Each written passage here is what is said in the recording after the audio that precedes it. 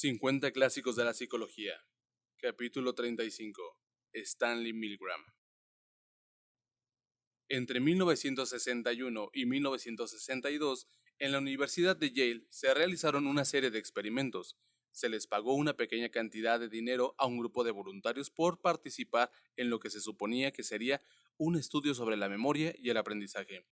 En la mayoría de los casos, un experimentador con bata blanca se encargó de dos de los voluntarios, a uno de los cuales se le dio un papel de profesor y al otro de aprendiz. Al aprendiz lo ataban a una silla y le decían que tenía que recordar listas de pares de palabras. Si no podía recordarlas, al profesor se le pedía que le soltara una pequeña descarga eléctrica. Con cada respuesta incorrecta, el voltaje se elevaba y al profesor se le obligaba a contemplar cómo el aprendiz iba pasando de pequeños resoplidos de incomodidad hasta gritos de dolor fortísimo. Lo que el profesor no sabía es que en realidad no había corriente entre su caja de control y la silla del aprendiz, y que el aprendiz voluntario era en realidad un acto que solo fingía recibir descargas dolorosas. El verdadero centro del experimento no era la víctima, sino las reacciones del profesor que apretaba los botones. ¿Cómo era capaz de infligir un dolor cada vez mayor a seres humanos indefensos? El experimento, descrito en Obediencia a la autoridad, una concepción experimental, es uno de los más famosos en psicología. Aquí analizaremos qué sucedió realmente y por qué los resultados son importantes. Las expectativas y la realidad.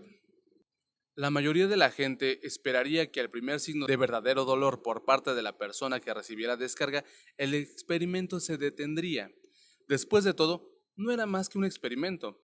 Esta es la respuesta que Milgram recibió cuando, fuera de los experimentos, encuestó a un conjunto de personas para ver cómo creían que reaccionarían los sujetos en esas circunstancias. La mayoría predijo que los profesores no darían descargas más allá del punto en el que los aprendices podían ser liberados.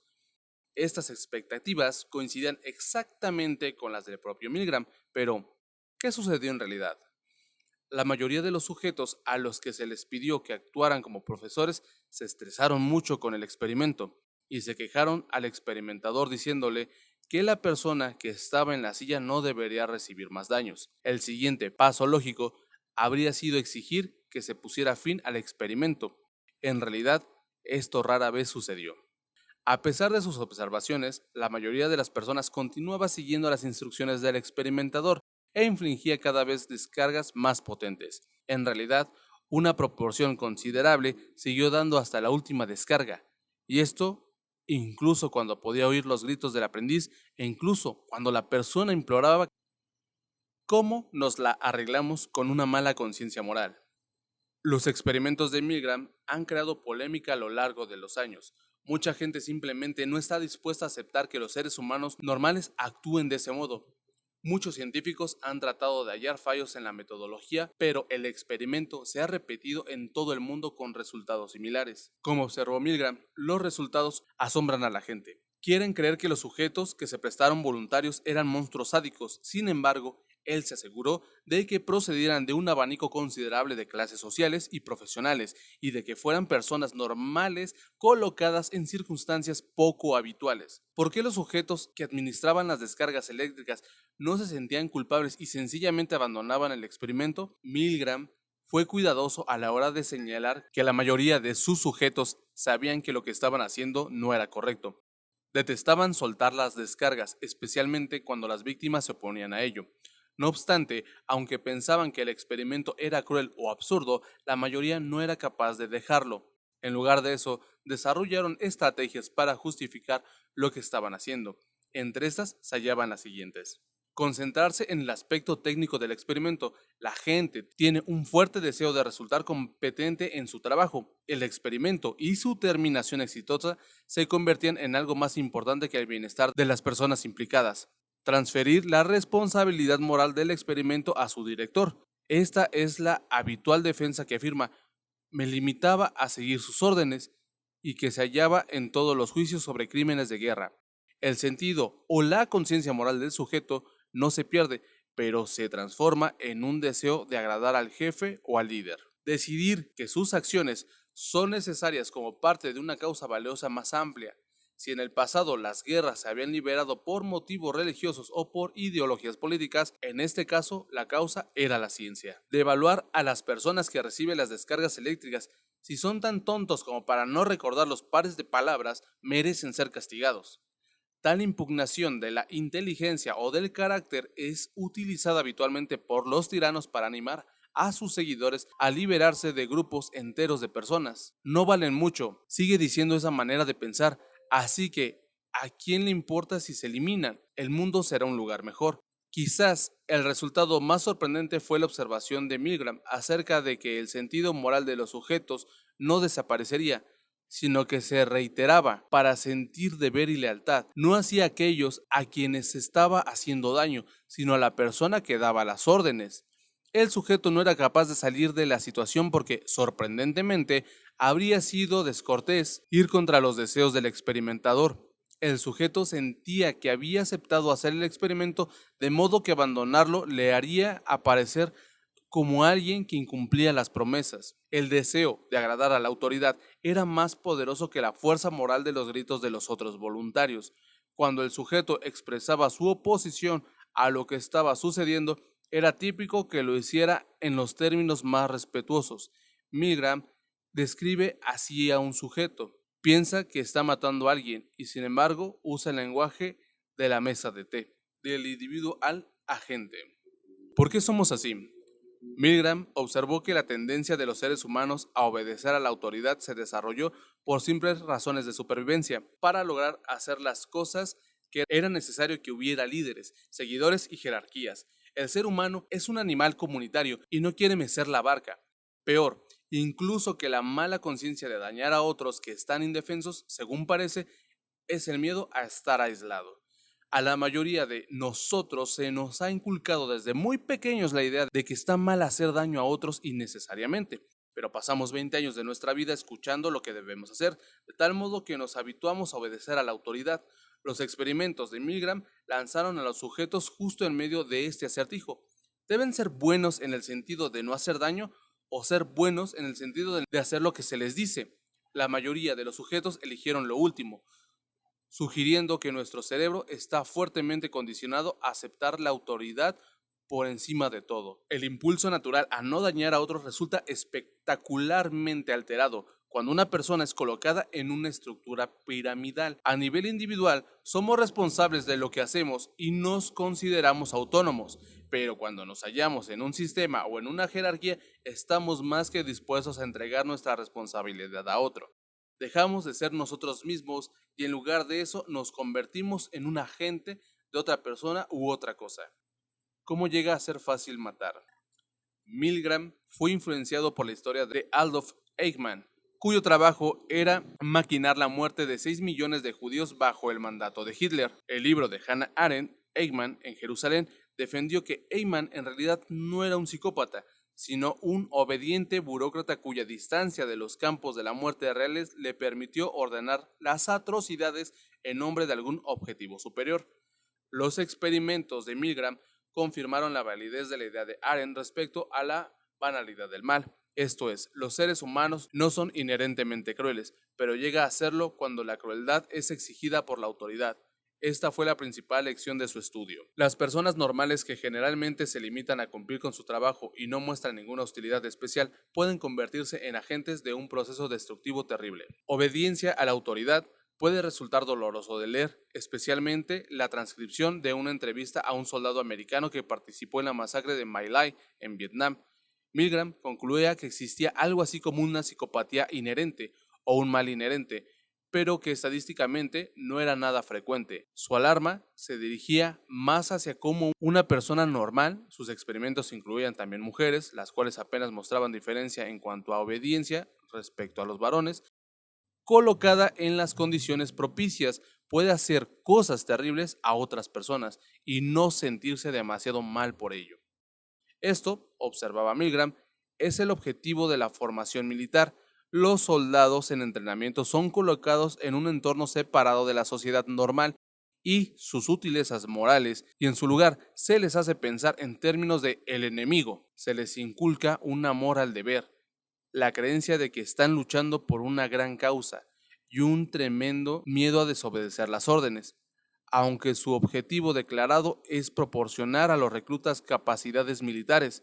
Su meta principal es destruir cualquier residuo de individualidad e identidad personal. Los aprendices de soldados se convierten en agentes de una causa, más que en individuos capaces de pensar libremente, y ahí yace su vulnerabilidad a acciones terribles. Las otras personas dejan entonces de ser humanos y se convierten en elementos enemigos. La capacidad de desobedecer. ¿Qué hace que una persona sea capaz de desobedecer a la autoridad mientras que el resto no puede? Desobedecer es difícil. Los sujetos de Milgram generalmente sentían que su lealtad era el experimento y el experimentador.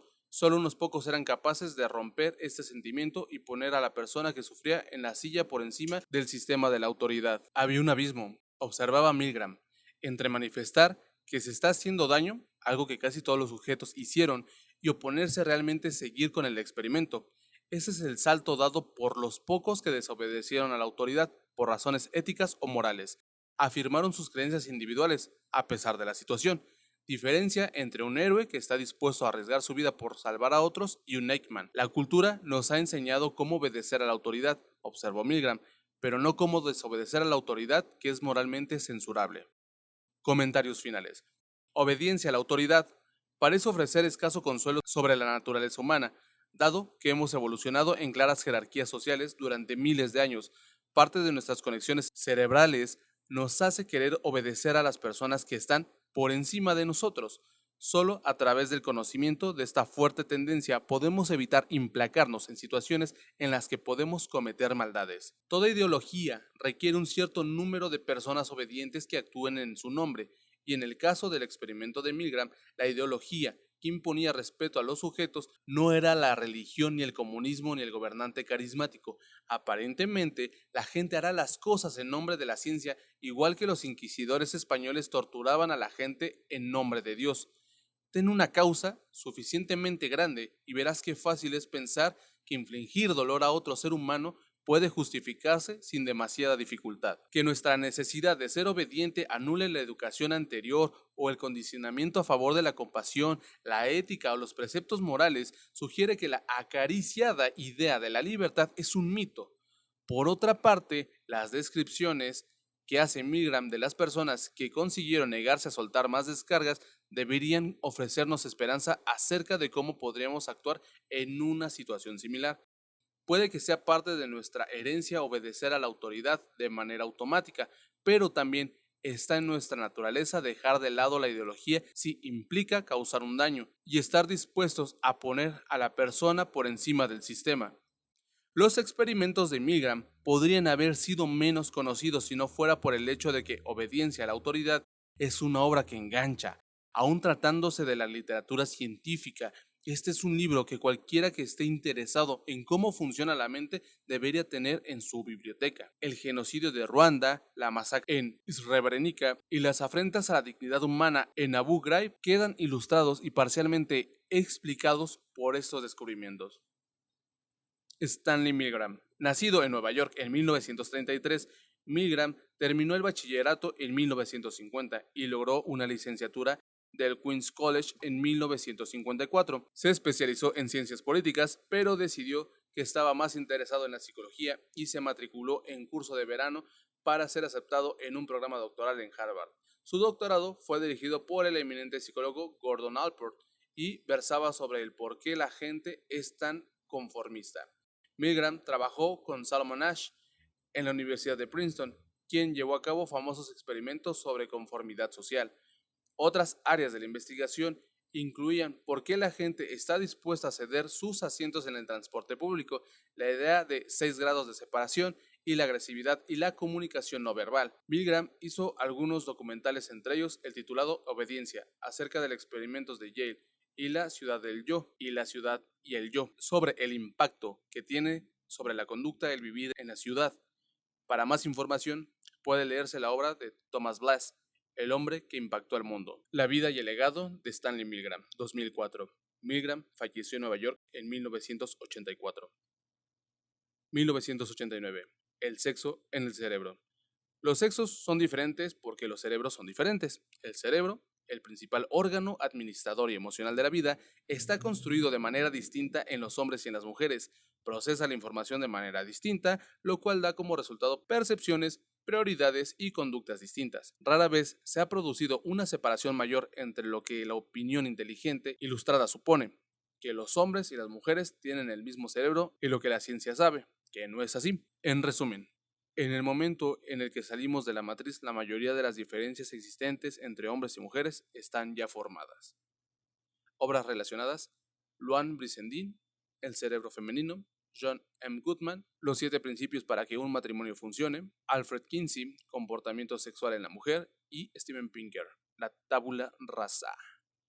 Y así hemos llegado al capítulo 35, bueno, a su finitud, y espero que haya sido interesante o que la narración haya sido interesante para ustedes. Tratar de ir modificando ahí aspectos que se puedan mejorar, pero también necesito del apoyo de ustedes, que pues, me digan que se puede mejorar y así ir trabajando en ello, ¿va? Bueno, eso es todo, nos andamos topando, espero que tengan un día bastante chulo y si le están pasando mal, lo siento de corazón. Cuídense mucho.